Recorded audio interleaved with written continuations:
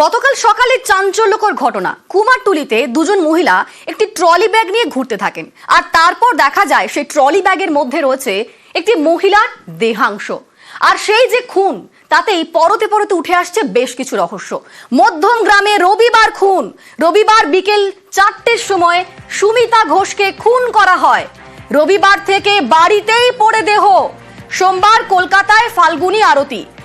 দেহ ফেলার জন্য দিনভর রেকি চালায় তারা।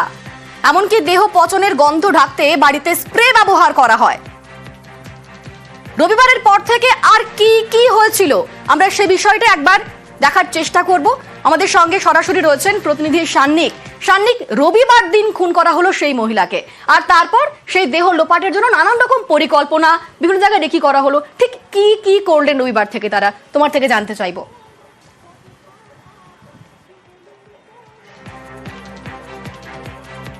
একেবারে অনিন্দিতা, যে সময়টা পুলিশি জেরার মুখে মা মেয়ে অর্থাৎ ফাল্গুনী এবং এই আরতি তারা জানিয়েছেন, সেই সময়টা হচ্ছে রবিবার বিকেল 4টে।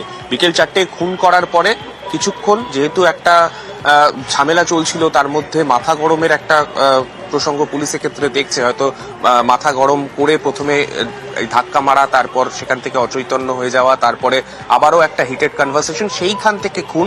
এবং তারপর ঘটনার আকস্মিকতা কাটিয়ে ওঠার পরে কিছুক্ষণ পর থেকেই তারা পরিকল্পনা করতে থাকেন ঠিক কিভাবে এই দেহকে লোপাট করা যেতে পারে। তারপরের দিন অর্থাৎ সোমবার গোটা দিন তারা সেই পরিকল্পনা করেছেন এবং তার সঙ্গে কিছু টাকা তারা হাতিয়েছেন এই মৃতা মহিলার, তেমনটাই কিন্তু পুলিশ খবর পাচ্ছে। এবং তোমাকে জানিয়ে রাখবো, সেই গোটা দিন সোমবার তারা কলকাতায় এসেছিলেন মূলত জায়গা রেকি করতে, কোথায় দেহ তারা লোপাট করবেন সেই বিষয়ে একটা বিস্তারিত রেকি করার জন্য। সেই সময় সেই দেহ কিন্তু তাদের বাড়িতেই পড়েছিল। তারা কলকাতায় এসে বেশ কিছু ঘাট সংলগ্ন, গঙ্গার ঘাট সংলগ্ন বেশ কিছু জায়গা তারা রেকি করে দেখেন এবং তার মধ্যে আহিরিটোলা থেকে কুমোরটুলি এই অংশের ঘাটে তারা বেশ কিছুক্ষণ সেই দিন ছিলেন। পুলিশ সূত্রে খবর, এই জায়গাতে তাদের কোনো একজন আত্মীয় থাকেন, যে কারণে এই জায়গা সম্পর্কে তাদের আগেভাগেই একটা ধারণা ছিল। ফাল্গুনির কোনো একজন শ্বশুর বাড়ির আত্মীয় থাকেন, সেই সূত্রে ওই জায়গা সম্পর্কে তার ধারণা ছিল। সেই কারণে সেই জায়গাতে তারা জায়গাটা ঠিক করে যান। পরের দিন সকালবেলা মধ্যমগ্রাম থেকে ট্যাক্সি নিয়ে সরাসরি তারা চলে আসেন ঘাটের সেই জায়গাতে। এবং সেই আগের দিন যে জায়গাটা তারা ফাঁকা দেখে গিয়েছিলেন, সেই জায়গাতে লোক দেখে ফেলাই পরের দিন কিন্তু বিপত্তি ঘটে। এক্ষেত্রে তার দেহকে যখন লোপাট করা হয়, যে ট্রলিতে ভরা, সেক্ষেত্রেও কিন্তু বেশ কিছু চাঞ্চল্যকর তথ্য পুলিশ পেয়েছে। পুলিশ বলছে যে যখন তারা দেহটাকে ট্রলিতে ভরতে যাচ্ছিলেন, তখন রীতিমতো দেহ কিন্তু শক্ত হয়ে গিয়েছে, তাই কিছুটা বেগ পেতে হয়েছিল তাদের। সেক্ষেত্রে পায়ের অংশ যেহেতু গোড়ালি শক্ত হয়ে রয়েছে, সেই অংশটাকে কাটতে তারা বাড়ির বটি ব্যবহার করেছিলেন এবং কেটে পুরো আলাদা তারা করতে পারেননি। সেখানেও পায়ের হাড় মোটা থাকার জন্য সেইখানে তারা পুরোটা কাটতে পারেননি। সেক্ষেত্রে বটির যে কাঠের অংশ, সেটা দিয়ে মেরে তারা গোড়ালিটাকে বেঁকিয়ে তারা ওই ট্রলির মধ্যে তারা ভরেছিলেন। নৃশংসভাবে এই গোটা ঘটনাকে তারা পরিণতি দিয়েছেন এবং গোটা ঘটনাটাকে তারা ঠান্ডা মাথায় করেছেন কিনা সেই বিষয়ে পুলিশ তদন্ত করে দেখছে। অনিন্দিতা, একেবারেই সান্নিক। এবং এই যে দেহ লোপাট করা হলো, তাদের 1.5 দিন সময় লাগলো, তারপরে কিন্তু পুলিশের তদন্তে একের পর এক তথ্য উঠে আসছে।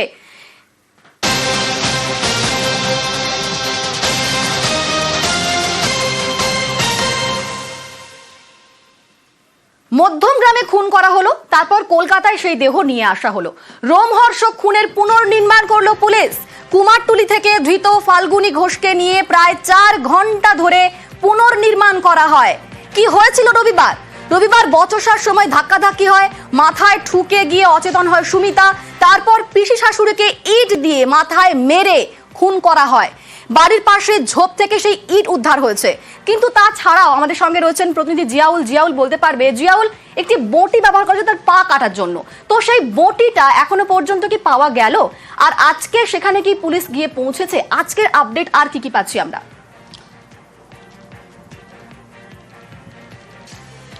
দেখো, এখনো পর্যন্ত সেই বটির সন্ধানে কিন্তু আসার কথা রয়েছে, এখনো এসে পৌঁছায়নি। অর্থাৎ কিছু সময়ের মধ্যে হয়তো যে পুকুরে ফেলা হয়েছে সেই পুকুর চিহ্নিত করা হয়েছে, কিন্তু এখনো পর্যন্ত সেখানে তল্লাশি অভিযান শুরু হয়নি। কিন্তু এখান থেকে উদ্ধার হয়েছে প্রায় 20টি জিনিস কিন্তু ইতিমধ্যে সিজ করেছে FSL টিম। অর্থাৎ এখান থেকে যে সুমিতার যে ব্যবহৃত মোবাইল, তার জামা কাপড়, তার ভোটার কার্ড, আধার কার্ড, প্যান কার্ড, একটি ভ্যানিটি ব্যাগ, এগুলো কিন্তু সিজ করেছে। সঙ্গে এই যে ফাল্গুনী ফাল্গুনী এবং আরতির আরও 3টে মোবাইল, সেগুলো কিন্তু সিজ করা হয়েছে এবং রক্তের নমুনা সংগ্রহ করা হয়েছে। ফলে প্রায় 20টি জিনিস কিন্তু ইতিমধ্যেই এই ঘর থেকে অর্থাৎ সিজ করা হয়েছে। অর্থাৎ যত সময় যাচ্ছে, অর্থাৎ যেভাবে এই একেবারে হাড় হিম করা খুনের তথ্য সামনে আসছে, ফলে ফাল্গুনির সঙ্গে সম্পর্কে পিসি শাশুড়ি এবং গত মাসের 11 তারিখে কিন্তু এখানে আসার পর থেকে কিন্তু বিভিন্ন সময় তাদের মধ্যে চেঁচামেচি তর্কাতর্কি হয়েছে। যারা পার্শ্ববর্তী যারা থাকেন তারাই কিন্তু বারংবার বলছেন এবং এখানে একটা সেক্স র্যাকেট চালানো হতো এমনটা অভিযোগ। এলাকার মানুষ একাধিকবার কিন্তু বলা হয়েছে এবং এ নিয়ে মাস পিটিশন করা হয়েছে থানা, পৌরসভায়, লোকাল কাউন্সিলরের কাছে, কিন্তু কোনো কেউ কর্ণপাত করেনি। ফলে এই ধরনের ঘটনা ঘটেছে এবং পিসি শাশুড়ির একটা যেটা তদন্তকারী যেটা জানাচ্ছেন যে পিসি শাশুড়ির অনেক সম্পত্তি তিনি মালিক, অর্থাৎ তিনিও ডিভোর্সি, তিনি সম্পত্তির মালিক এবং তার প্রচুর গহনা রয়েছে এবং সেই গহনা নিয়েও কিন্তু এখানে এসেছিলেন, এমনটাও কিন্তু পুলিশ সূত্রে খবর। সেই গহনা বারংবার কিন্তু চাপ দিচ্ছিলেন ফাল্গুনী তাকে দেওয়ার জন্য, কিন্তু কোনো রকমভাবে তিনি রাজি হচ্ছিলেন না এবং সম্পত্তিও কোনো দিতে রাজি হচ্ছিলেন না। তার জন্যই ঠান্ডা মাথায় অর্থাৎ নিয়ে একেবারে রবিবার দুপুর থেকে তাদের মধ্যে গন্ডগোল শুরু হয় এবং সন্ধ্যার পরে কিন্তু তাকে সেই গন্ডগোল একেবারে করা হয়। বেশ, ধন্যবাদ জিয়াউল।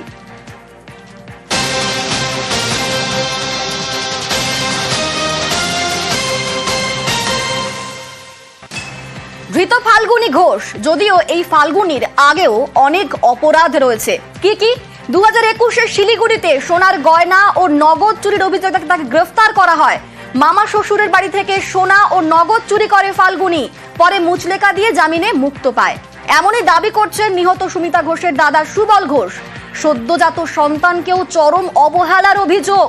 1 মাসের মধ্যে মৃত্যু হয় ফাল্গুনীর সন্তানের। কি অভিযোগ শোনাবো। ফাল্গুনী তো এমনি তার ক্রিমিনাল রেকর্ড আছে।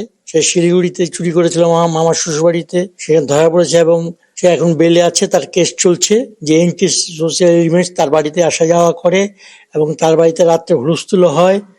পাড়া প্রতিবেশীরা অনেক আপত্তি করেছেন, ইভেন থানা তো মাস পিটিশন গেছিল। থানা থেকে কি অ্যাকশন নিয়েছে না নিয়েছে সেটা আমরা জানতে পারিনি। আর ফাল্গুনী বাড়িতেও যাওয়ার আগে গেলে আমার বোনের বাড়িতে গেছিল, ওখানেই ছিল। ওখান থেকে শুনলাম এই 20-21 তারিখ নাগাদ ওইখানে গেছিল, ফাল্গুনী বাড়িতে গেছিল। তার মদ খাওয়ার অভ্যাস আছে, আমরা পরে জানতে পারলাম। উনি আমাদের এগেনস্টে সে বধূ নির্যাতনের কেস দিয়েছিল। কারণ হলো প্রতিহিংসামূলক। তার শিলিগুড়ি চুরি কেসটা আমাকে প্রেসারাইজ করতে উঠাবার জন্য। আমি বলেছি যে এটা তো আমার হাতে নেই, এটা তো West Bengal police versus Falguni Ghosh. ওই জন্যই সমস্ত কাজ করা। শাশুড়িকে মারতে পারে, পিসি শাশুড়িকে মারতে পারে, সে তার নিজের সন্তানকে মেরেছে, কারণ তার সন্তান চাই না। আমরা কিছু হয়নি এই জন্যই মেনে নিয়েছি। এখন সন্তানটা নেই, তখন তার বুঝতে পারিনি যে তার দোষ আছে। এখন ধীরে ধীরে তার সমস্ত পাস্ট হিস্ট্রিতে একটার পর একটা যোগ করলে দেখা যাচ্ছে সেই দায়ী।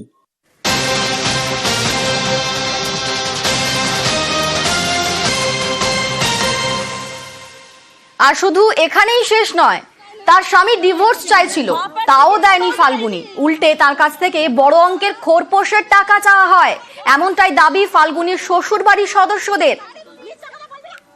এরা এখান থেকে গেছে, দেখেন এরপর কোনো খবর নেই, সে আসবেন, তার টাকা চাই, মেনটেন্যান্স টাকা চাই। তার মানে তার টাকার জন্যই সমস্ত খেলা।